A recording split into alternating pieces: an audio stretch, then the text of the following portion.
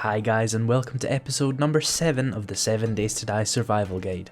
Now, as you can probably already tell, this is a post-commentary episode, because I had an issue with the voice recording for this video.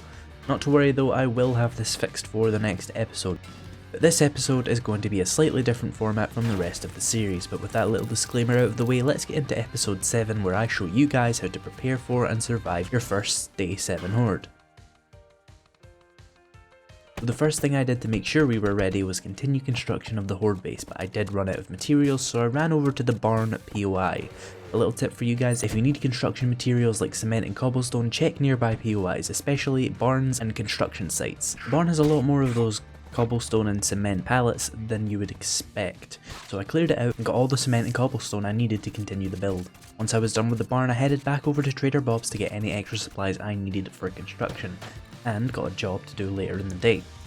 With all the supplies I needed, I ran back to the base to try and use up as much of them as I possibly could. I wanted to get the upgrades done quickly so the cement would have time to dry. Next thing I did was move on to that job I took earlier. If you're wondering why I took a job, it's because of the rewards you can get. It's not uncommon to get a stack of ammo or medicine as a reward for a job, and ammo and medicine are two things you really want to stock up on for Horde night. Though the first job we did was a simple fetch job, I got some 44 ammo as a reward. I decided to sell that back to Bob and take another job, since I had the time. This time it was a clear area job which went smoothly, and for a reward I got a choice of some Molotovs or a Wasteland Treasures book. I chose the book because I know I won't use the Molotovs anyway, but if you're new I'd suggest taking throwables if you want to do a lot of splash damage, but I knew that really wouldn't be necessary for my playstyle. Once I had bought some more ammo and a tiny bit more construction supplies, I headed back to the Horde base to make some last minute changes. Once I was happy with the upgrades, I waited for the Horde to begin. The Horde starts a few minutes after 10 PM. The very important things to note about the Horde is that you cannot hide from them. They essentially know exactly where you are and will try to take the shortest path to you. Now, it didn't take very long for me to realise that I had left a large flaw in this Horde base. The zombies have a tendency to pile up on each other, which means that you can simply run over this corridor I had made. Fortunately, I had a transparent roof so I could see it coming and shoot them off if I used my shotgun, as well as a trapdoor at the back protecting me.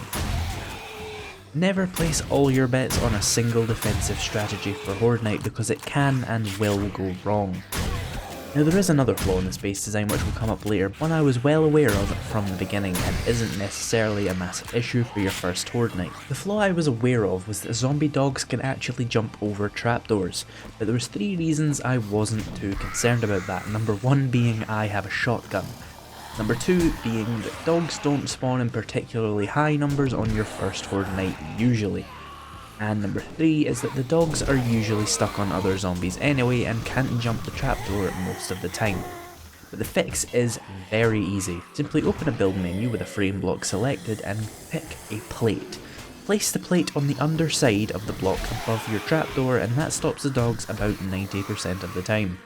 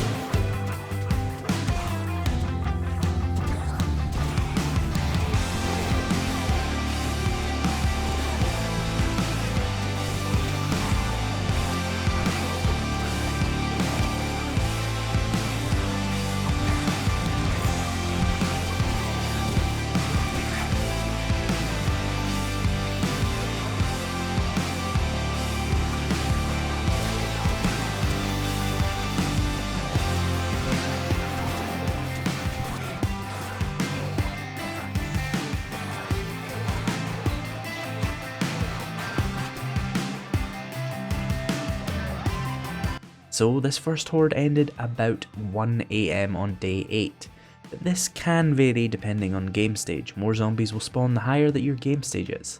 At the end of this first week we had game stage 28 and I was level 18 and I had killed 314 zombies, which is actually slightly below average for me. I usually aim for about 450 kills by the end of the first week, but like I've said before, a lot of the time in my day is spent explaining mechanics for you guys.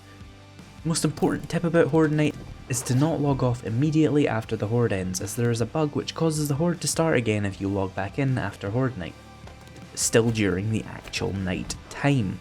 Of course, that can be exploited for extra loot and XP if you really want to do that, but I avoided doing it so to not stretch out the recording further. So with that guys, we have survived the first week of the 7 Days to Die survival guide. If you enjoyed today's video, leave a like and comment down below if you're enjoying the series. But with that guys, thank you for watching and I'll see you in the next video.